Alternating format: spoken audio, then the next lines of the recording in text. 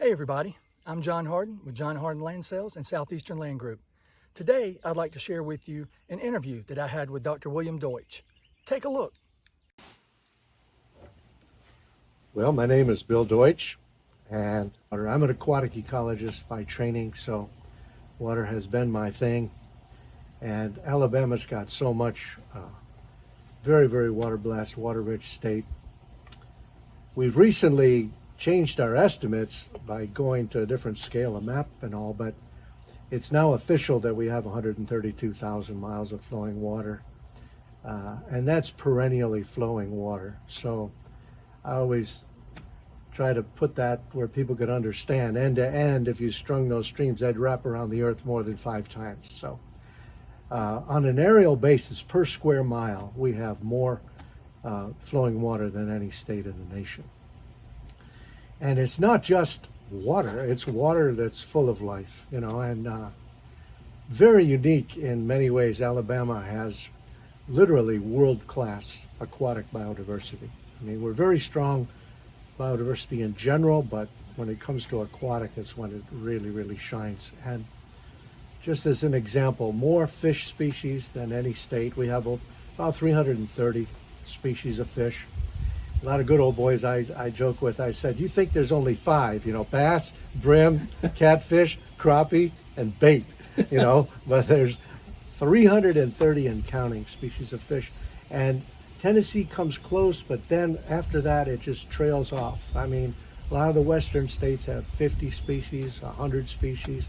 No one comes close. More turtles in Alabama, and just especially around the Mobile Delta, than in the entire Amazon River Basin, which is orders of magnitude larger. We have more crayfish, more mussels, more snails, more caddisflies. And so you start to say, well, why? You know, what's so special?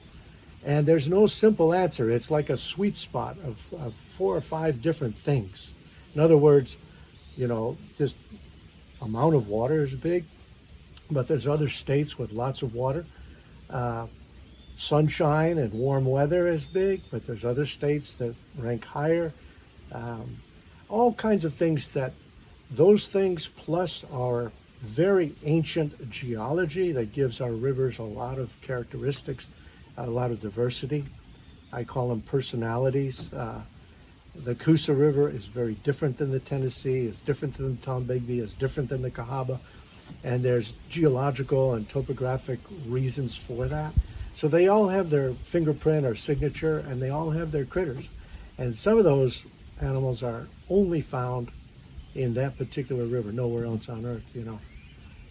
A classic example is the Black Warrior River, the upper Black Warrior, which gets up to our lesser developed regions of the state near the Bankhead National Forest, Sipsey Wilderness. So it stands to reason they'd be the most pristine, but they have some endemic species, meaning nowhere else on Earth. And unfortunately, many of them are severely threatened or endangered and may be gone in our lifetime. So that's the flip side. We have so much in the way of aquatic resources, biological and hydrological, but we rank second to Hawaii in extinction. So we really, as a society, have to step up, become aware of what we've got. It's a real treasure.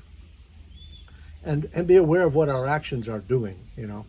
So I spent about 5 years writing this thing, Alabama Rivers Celebration and Challenge, and it was a collection of those stories that I've learned traveling the state, plus just, you know, some basic science, you know, to help people understand the beauty and the ecological importance, the economic importance. I mean, even for starters, our state seal is the only one in the nation with the river map. I mean, and that wasn't by accident. The first governor, William Wyatt Bibb, wrote to John Quincy Adams and President Monroe in 1817, and in his letter he said, this symbol represents the concerns and interests of our state. You know, so in 1817, he's thinking rivers. And, you know, kind of tongue-in-cheek, I joke and say, he wasn't thinking about bass tournaments and jet skis. You know, he was talking about avenues of transportation, of commerce, of economic development, with the Mobile Bay and 65% of our state draining to that one spot. You know, he was telling settlers, come here, you know, because you can get your product to market, and not just Tennessee market or Mississippi market, but London and Paris and Boston, and a global market. And that's why Alabama exploded in population in the 1820s and 30s. And, you know, it's really part of our heritage, you know. It's not just a tree hugger thing or a endangered species thing. It's the key to our future economy. It's part of our DNA. It's our society. It's our history. It's our culture. But having a good science base and developing what I call a river ethic, which is something that's kind of foreign to some people to think about, but really it's answering three basic questions, the three big questions I say, you know, which is how does the world work, you know, which is a question of science. It's the physical, chemical, biological interactions that explain, you know, any ecosystem, and all rivers are ecosystems. And the second question is beyond science. It's an ethical question. What ought to be? And that's something that people have to answer, you know, as a society, you know, based on their traditions and culture and history, their religious beliefs, whatever. And then the third is, what should we do? So to me, balancing those three questions, understanding how a river works and how it can change and how it's fragile. And we shouldn't really assume that it's always going to be there, or that we're always going to have, you know, just unending amounts of clean water. We can kill a river, and we have. Rivers can rebound too, and we can help. So people are a big part of the problem, and they're the only solution, really, other than Mother Nature in a million years. You know, so if people can get involved and understand what they're doing and the impacts they have, and they can make choices. And I hope that they're ethical choices to say we're the caretakers of this wonderful river state, because that's who we are. You know, you go to other states, Michigan, Minnesota, they've got 10,000 lakes. We have no natural lakes to speak of. A couple little puddles, you know. People on Lake Martin or Smith Lake or Jordan and all, those are rivers. Those are slow, impounded rivers, you know. So we have all these rivers with all this biota and all this potential for economic development.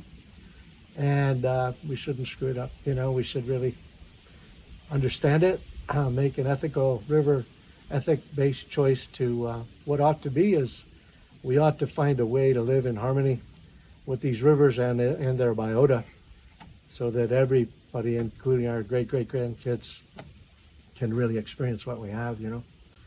So. Wow, what did y'all think about that? I bet most of you out there did not know about the great state of Alabama in that way. All the rivers and streams we have, amazing. Again, I'm JohnHardin with JohnHardin Land Sales and Southeastern Land Group. Y'all have a great day, and remember, invest, grow, and conserve.